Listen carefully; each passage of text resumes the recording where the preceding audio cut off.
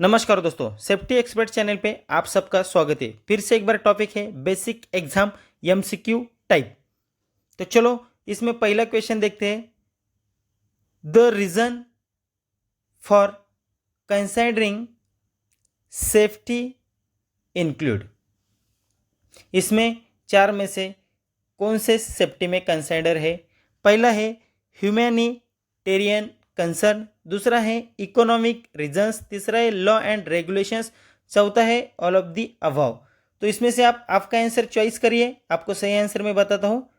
इसमें आंसर है all of the above. ऊपर के जो तीनों हैं सब सेफ्टी में कंसिडर होते हैं, कंसिडर में आते हैं। तो चलो दूसरा क्वेश्चन देखते हैं। Which cost is not include in direct accident costs. इसमें से कौन सी कॉस्ट डायरेक्ट एक्सीडेंट्स कॉस्ट में इंक्लूड नहीं है?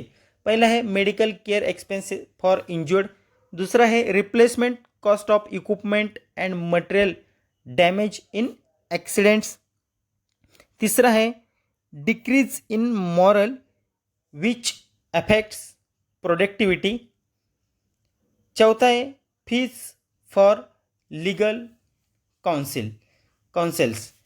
तो इसमें से आपका सही आंसर चॉइस करिए। मैं आपको सही आंसर बताता हूँ। सही आंसर है decrease in morale which affects productivity. यह डायरेक्ट एक्सीडेंट कॉस्ट में इंक्लूड नहीं है। तीसरा क्वेश्चन है dot dot of every year is celebrated as national safety week.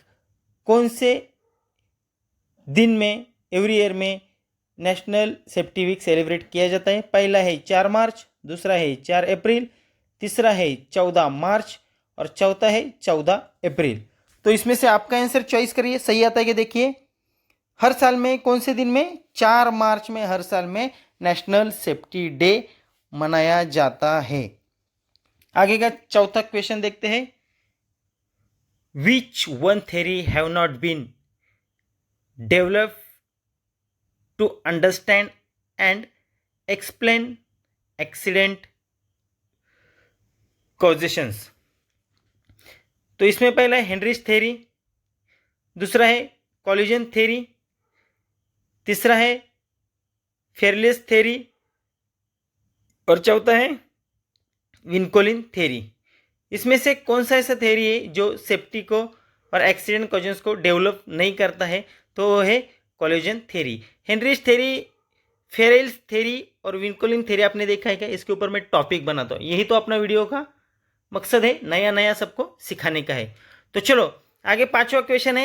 As per the Heinrich theory 88% of accidents were attributable to.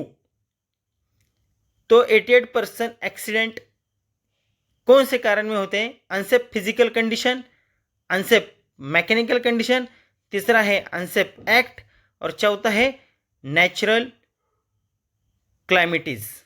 तो Heinrich theory के हिसाब से 88% एक्सीडेंट वेयर एट्रीब्यूटेबल किससे होते हैं? अनसेफ एक्ट की वजह से 88% एक्सीडेंट एट्रीब्यूटेबल होते हैं। चलो छठवां क्वेश्चन देखते हैं। From the following which one is not an act and regulations for health and safety. नीचे वाला कौन सा एक एक्ट हेल्थ एंड सेफ्टी में रेगुलेशन में आता नहीं है? पहला है building and other construction works 1996, दूसरा है building and other construction workers central rules 1998, तीसरा है the Delhi building and other construction workers act 2000 और चौथा है the Delhi building and other construction workers rules 2002। तो आपका आंसर चॉइस करिए। सही आंसर मैं आपको बता रहा हूं। आपको क्या लगता है कौन सा एक्ट नहीं है? बराबर है C, the Delhi building and other construction workers act 2000 ये एक्ट में नहीं है। सातवां है question, what is ABC of first aid. First aid में एबीसी का फुल फॉर्म क्या है? एबीसी क्या है? इसके लिए फर्स्ट एड का कोर्स करना पड़ेगा, फिर भी मैं आपको बताता हूं। Aid break control, avoid bleeding control, airway breathing circulation and accident bleeding circulation. आपको क्या लगता है? आपका आंसर चॉइस करिए। एबीसी फर्स्ट एड में एबीसी में क्या आता है? तो एयरवे ब्रीथिंग एंड कंसिलेशन। वो सीपीआर में आता है। देखो जब फर्स्ट एड करेंगे आप तो आपको पता चलेगा। तो आठवां क्वेश्चन है, the splicing of ladder should be avoided. पहला है एग्रीड, दूसरा है नॉट एग्रीड। जो splicing of ladder should be avoided, avoided करना है। एग्रीड एंड नॉट एग्रीड, सही है गलत? सही। उसको क्या करने का है? अवॉइडेड करने का है। तो आगे 9वां क्वेश्चन देखेंगे। Good safety record can produce higher morale productivity and stronger employ loyalty. ये भी राइट और रॉन्ग में है।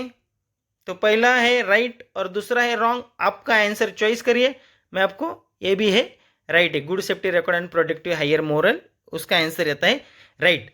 चलो 10वां क्वेश्चन है। Ladders use for heavy works should not be more than dot dot dot long. Heavy works के लिए लैडर कितने हाइट के ऊपर या कितनी लंबाई होनी चाहिए लैडर की, तो यूज नहीं करते। पहला है 3 मीटर, 5 मीटर, 4 मीटर और 6 मीटर। आपका आंसर चॉइस करिए। सही आंसर मैं आपको बताता हूं। कितना लैडर लंबा नहीं होना चाहिए? 6 मीटर से लंबा नहीं होना चाहिए। कब? जब हेवी वर्क्स करते हो तब। तो चलो दोस्तों, वीडियो अच्छा लगा होगा तो लाइक करो, सब्सक्राइब करो। जल्द ही मिलते हैं नए टॉपिक के साथ।